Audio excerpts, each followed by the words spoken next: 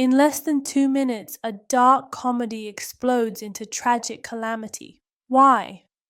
Bong Joon-ho transforms a child's birthday party into one of cinema's most devastating climaxes, and today we're breaking down exactly how he pulls off this masterful shift from humor to horror.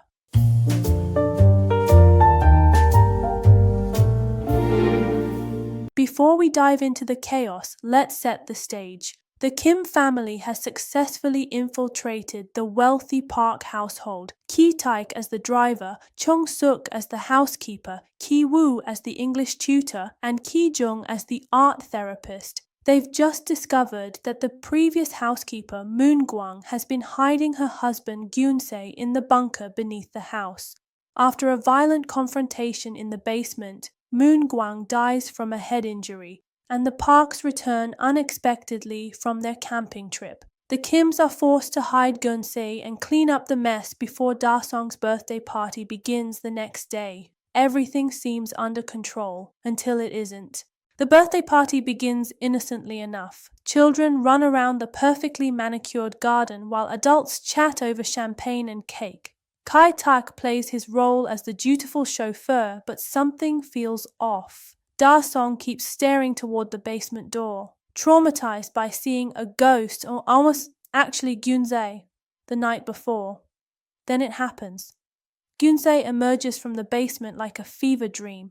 He moves through the party guests with manic determination, grabbing a kitchen knife. The film places violent desperation and upper-class aestheticism directly next to each other, creating a darkly comic effect. But the comedy dies instantly when Gyun-se plunges the knife into Ki-jung's chest. Ki-taek watches his daughter collapse, blood pooling on the pristine lawn. In that moment, something snaps. When Mr. Park recoils from Gyun-se's smell, the same basement stench that's haunted the entire film, and tosses Ki-taek the car keys like he's throwing scraps to a dog, Ki-taek finally breaks. He grabs the knife and kills Mr. Park in front of the horrified party guests. Despite having only 960 cuts total, Parasite achieves its immersive rhythm through the harmony of accurate camera work and timing of the editing, and this scene showcases that mastery perfectly. Notice how Bong Joon-ho uses framing to build tension. Before Gyun-se appears, the camera maintains the elegant wide shots we've seen throughout the party scenes. Everything composed and controlled. But once chaos erupts, the cinematography fragments. We get rapid cuts between close-ups of faces, the knife, blood on grass, and wide shots that capture the full scope of the destruction. The sound design is equally crucial. The high point for sound in the movie occurs during this sequence where competing families clash in unexpected brutality. Listen to how the cheerful party chatter and children's laughter suddenly give way to screams, but underneath it all, we still hear the incongruous sounds of the birthday party continuing in the background, a chilling reminder of how quickly normalcy can shatter. The editing rhythm accelerates dramatically during the violence, but notice how it slows to almost real time when Ki-taek makes his fatal decision. Those few seconds stretch out as we see Park's disgusted expression, the car keys flying through the air, and Ki-taek's face transforming from servile compliance to murderous rage. This scene crystallizes the film's central themes with brutal efficiency. The vertical geography that's defined the entire movie, the Park's elevated home versus the Kim's semi-basement, collapses in this moment. Gyun-se literally emerges from the lowest point, the bunker, to disrupt the highest social gathering. The smell motif reaches its devastating climax here. Throughout the film, the Parks have been disgusted by the line-crossing odor that clings to the basement dwellers. The film explores class divisions through voyeuristic delight as the poor family attempts to overtake the wealthy family's exquisite mansion in a tragicomic exercise in the futility of aspiration.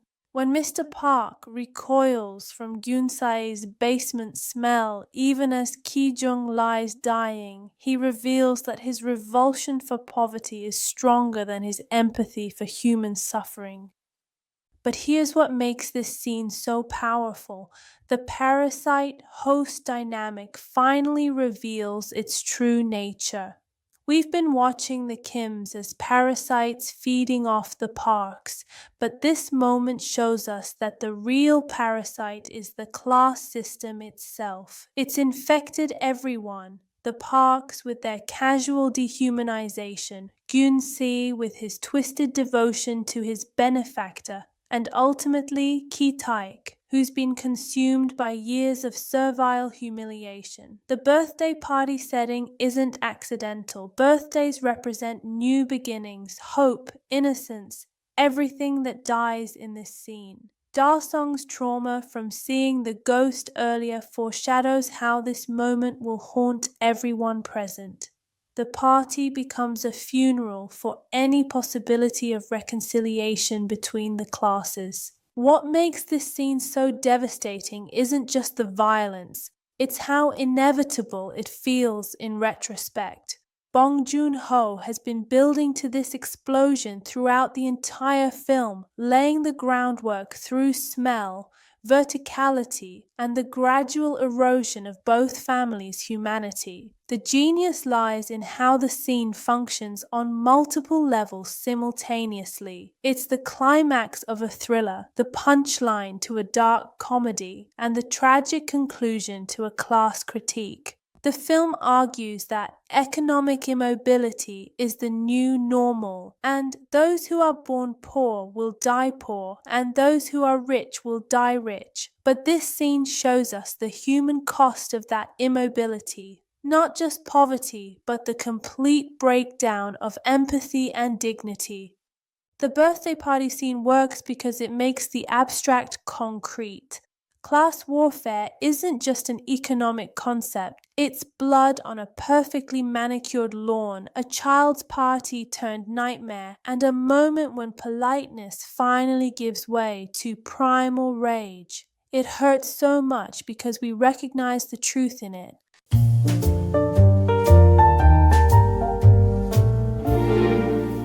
This scene continues to haunt audiences because it holds up a mirror to our own society's inequalities. Bong Joon-ho forces us to confront uncomfortable questions about dignity, empathy, and what happens when people are pushed beyond their breaking point. What did you think of this analysis? Which symbol in this scene hit you the hardest? The smell, the vertical collapse, or something else entirely? Let me know in the comments below. And if you want more deep dives into cinema's most powerful moments, don't forget to subscribe and hit that notification bell. Until next time, keep watching critically.